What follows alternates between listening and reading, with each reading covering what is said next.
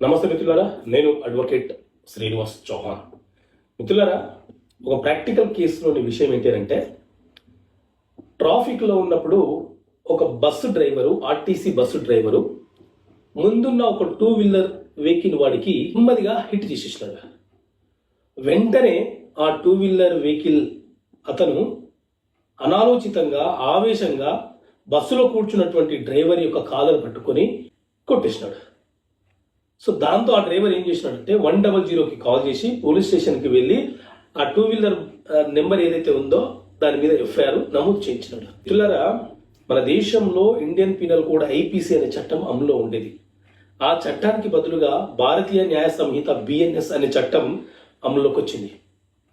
ఈ చట్టంలోని సెక్షన్ 121, 122 మరియు 132 ఏం చెప్తున్నాయంటే, ఎవరైనా ఒక ప్రభుత్వ